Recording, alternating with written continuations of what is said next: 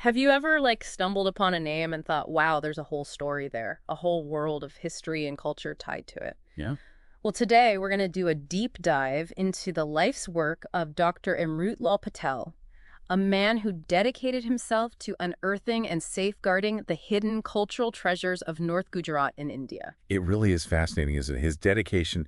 I mean, this isn't just a biography. Yeah. It's a deep dive into how one person's passion can illuminate and preserve a region's unique identity. Yeah, it's amazing. Dr. Amrut Patel was really remarkable. Yeah. A scholar, an author, and a lifelong educator who is deeply rooted in the vibrant folk traditions of North Gujarat. And to guide us through all of this, we've got excerpts from a document called Written by Chirag, A.PDF. Okay. And it really digs deep into his journey and his impact. Yeah. So our goal today is to try to gain a real understanding of Dr. Patel's achievements and the connection he had with his homeland, and just why his efforts to preserve this cultural heritage truly matter. I think we are going to gain a lot of insight into that. I think it's going to be really fascinating. Yeah, I think there are going to be some really interesting things that come up that we might not even expect. So why don't we start at the beginning? Yeah, let's do it. Dr. Amrut Patel was born on December 7th, 1956. Okay. Now, what's interesting is his mother's village, Sunok, in Masana district, was his birthplace. But his ancestral village of Maktupur is also in the same district of North Gujarat. Interesting. So we've got two important places already. Right away, yeah. And we also learn about his community background, too, Okay. which is the Nanabar Kadva Patidar community. Okay. And this isn't just a label. It's a group with a long history of valuing agriculture, education, and service to their community. And you can really see how these principles were reflected throughout his life. Absolutely. And of course, we also learn about his family a bit as well. Okay. His father, Parshatamdas, sadly passed away from cancer, Oh, wow. and his mother is Reba. The family faced some financial constraints. And with the early loss of his father, Dr. Patel had to shoulder a lot of responsibility from a young age. Yeah, tough. But even from a young age, his commitment to learning never wavered. Really? He even balanced helping his mother with farming and pursuing his studies. Wow. That's incredible. That kind of early dedication really shapes a person. Oh, yeah, no doubt about it, those early experiences. Absolutely. They're so formative. It's also important to remember that his formative years were in the Sarasp area of Ahmedabad in the 1950s. Oh, okay. And this was a very vibrant hub Yeah, of Gujarati culture and social life. I see. And that exposure undoubtedly played a role in nurturing his early interests. Absolutely, yeah. Being surrounded by all of that, Yeah. it's bound to have some effect. Which were very clearly focused on folk, literature, culture, and education. So he's interested in these things from a very young age. It seems so, yes. Okay. And his connection to his ancestral village of Maktupur was also really, really important. Yeah. His visits there immersed him in the simplicity of rural life, the agricultural rhythms, and the very strong religious traditions of the Patidar community, Okay. especially the worship of Umi Mataji. Okay, now, I'm not super familiar with Umi Mataji. Sure. Could you give me a little bit of background there? Of course. So Umi Mataji is a highly revered deity, Okay, particularly within the Patidar community. got it. And she is considered a mother goddess, and her worship is deeply intertwined with their cultural and religious identity, Okay. representing things like unity, prosperity, and familial well-being. So a very important deity Very much so. and very foundational to these early experiences in Maktupur. Absolutely. Right. And if you blend that rural influence with his urban experiences in Sarasp, where he witnessed lively community festivals like Navratri and Janmashtami, you see how those diverse cultural exposures early on fostered a really broad appreciation Yeah. for Gujarati culture. Makes sense. So let's move on to his formal education. Okay. Okay, he had a very strong base. His primary and secondary schooling was at Sheth A.H. Saraswati High School in Sarasp. Okay.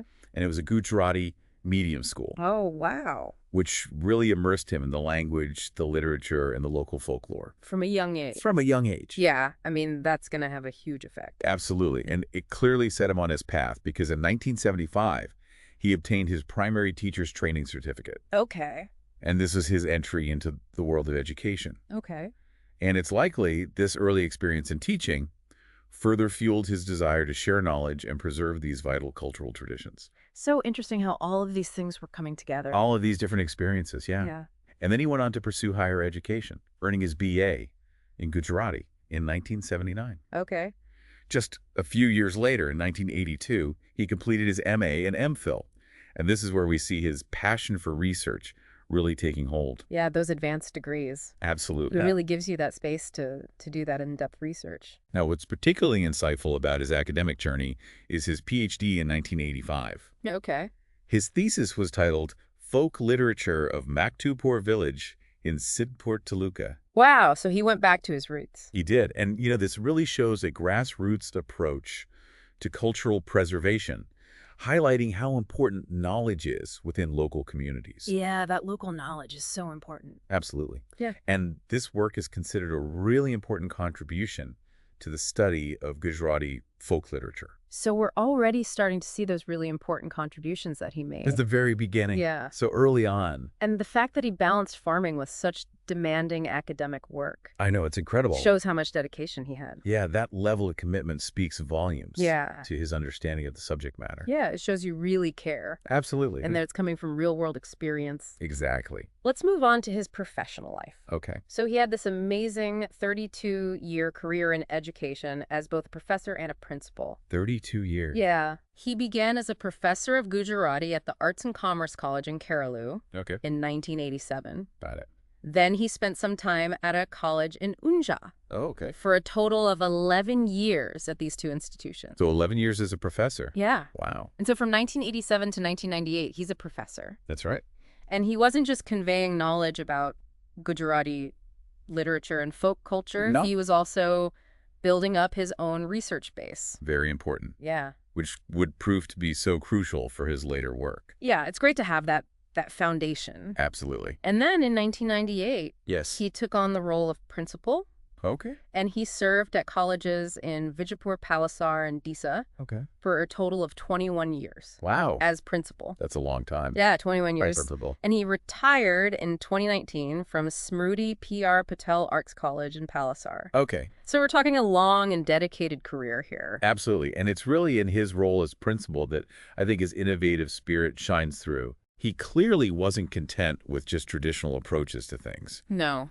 He really initiated some projects to enrich the educational experience in some unique ways. Well, that's exciting. I want to hear about these. Yeah. Like, give me some examples. Okay, so he spearheaded the creation of educational films Wow. featuring expert speakers, Oh, that's so good. specifically for the B.A. Gujarati curriculum. That is amazing. I wish I had that when I was in school to be able to see and hear from experts. I know, imagine that as a student. Yeah, it would have brought the subject matter to life. Exactly. That's so cool. And you know what really stands out to me? What's that? Is his commitment to cultural preservation within that academic environment. Okay.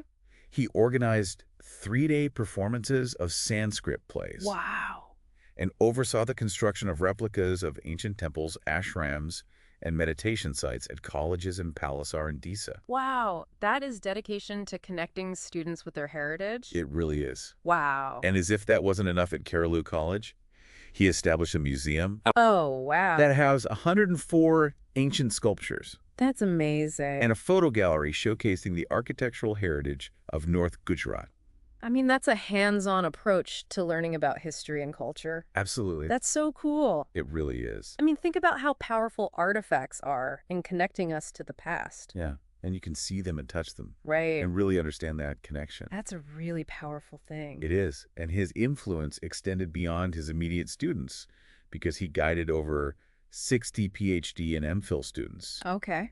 And their research focused on folk, literature, and culture. That's amazing. That is a significant contribution to nurturing the next generation of scholars. Yeah, passing down that knowledge and inspiring others to follow in his footsteps. Exactly. That's incredible. And he also served as the coordinator of the Gujarati department at Hemchandracharya North Gujarat University for 15 years. Wow, 15 years. And he dedicated himself to the task of establishing the Gujarati Bhasha Bhavan, or the Gujarati Language Institute.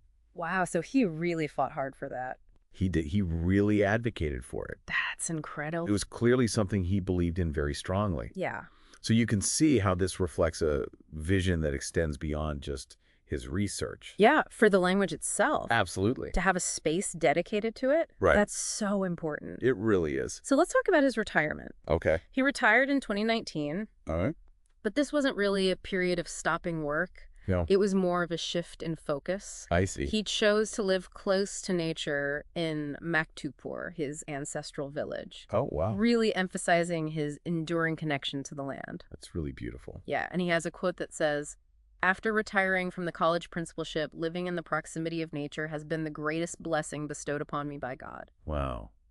That really shows you where his heart is. Yeah. At peace. Yeah, that's peace. Surrounded by nature. Yeah, back to his roots. It's lovely. And even after retirement, his research continued. Really? He digitized video films of Indra worship that he had recorded back in 1997. He prepared notes and he uploaded them to YouTube in late 2024. So he was embracing technology to Yeah. share his knowledge. To bring it to a wider audience. That's amazing. And another significant event was the launch of his book, Shukan, Folk Festivals of Vedic Indra Worship, in January 2025. What an accomplishment. Yeah. Especially after retiring. Yeah, it really shows his dedication. It really does. So let's talk about all those literary and research contributions. Yes, let's. Dr. Patel made such invaluable contributions to our understanding and preservation of folk literature of North Gujarat. Absolutely. And he didn't just document it, he authenticated oral traditions like these fascinating short narrative forms called Otha. Oh, wow. I've never heard of those. Yeah, they are these short narratives often passed down orally, and they focus on specific social commentaries or moral lessons. Oh, that's interesting. And he brought these to light. So he was really highlighting the history Yeah. of this folk heritage. And he was really focused on preserving those things that can be fleeting. Yeah. Like folk songs, folk tales, memorials, folk festivals. Those things that really tie people together. Yeah, exactly. And the scope of his work is huge. I know, it's amazing. He authored 18 books. 18 books. Yeah, some of the titles include Mandilal Gulal, Mu Tatoli Ramo, and Apana Otha. Wow. And all of these received the prestigious Gujarat Sahitya Akademi Award. Wow. So really important works. And, you know, his work often delves into the everyday lives of the people of North Gujarat. Yeah. Their joys, their struggles. Yeah. Capturing the essence of their culture through storytelling and authentic language. Yeah, I mean, that's really what connects with people. It's what resonates. Yeah. The awards that he received really show that. Yeah, that it's connecting with people. And also that it's contributing to the academic understanding of these traditions. Yeah, that's important as well. Absolutely. So he's bridging that gap. Right.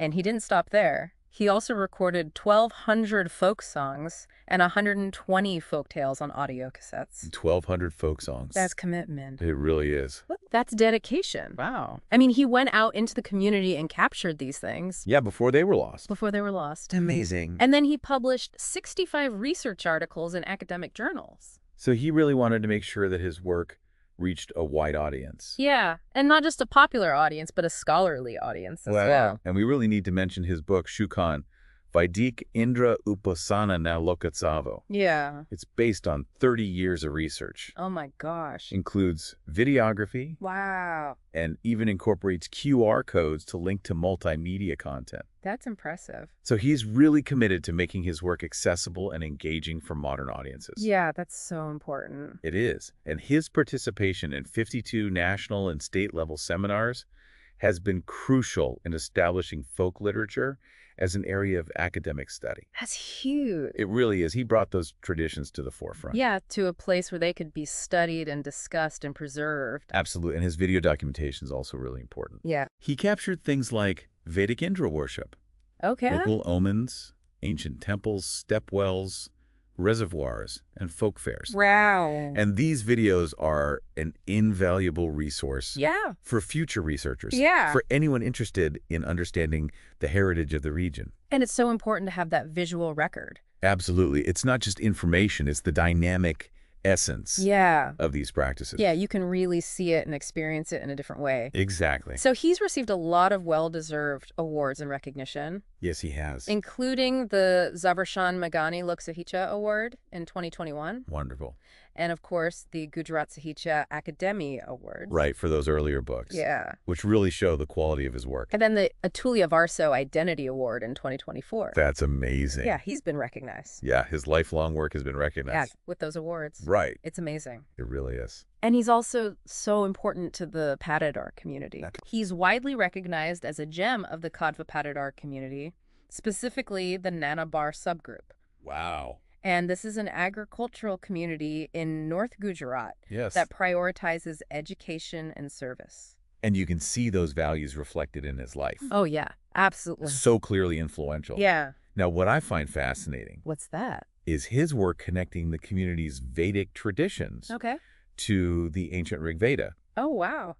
Things like the worship of Umiya Mataji and Indra Upasana, Yeah. which establishes a very deep historical and spiritual significance. Yeah, I mean, you're talking about tying modern traditions to this ancient text. Absolutely. That's amazing. And his research even suggests that the Patidars originated from the ancient Saraswati River civilization Wow. and have preserved these Vedic traditions for over 4,000 years. Wow, that's amazing. Isn't that incredible? Yeah. And he was the chairman of the Cultural Exhibition Committee during the Silver Jubilee celebrations of Umiya Mataji Sansthan Yeah. in Und. And he organized a 10-acre cultural display showcasing the heritage of the Patidar community. Wow, 10 acres. That's huge. It's enormous. That's massive. So you can see his dedication to not only researching, but celebrating their heritage. Yeah, that's great. I mean, that's so important to be able to celebrate these things as Yeah. well as just research them. Absolutely.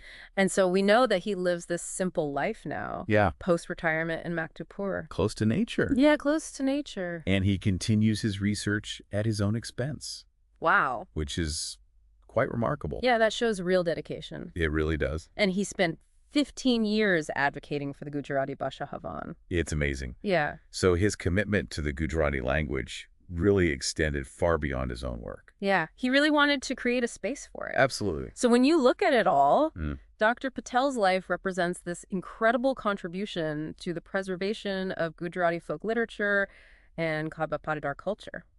He really blended rigorous academic pursuit Yeah. with educational service. And a deep commitment to his cultural heritage. And he's known as the Magani of North Gujarat. Oh, wow. Yeah. That's quite a title. Yeah, it is. Drawing a parallel to such a towering figure in Gujarati literature Yeah. and folklore.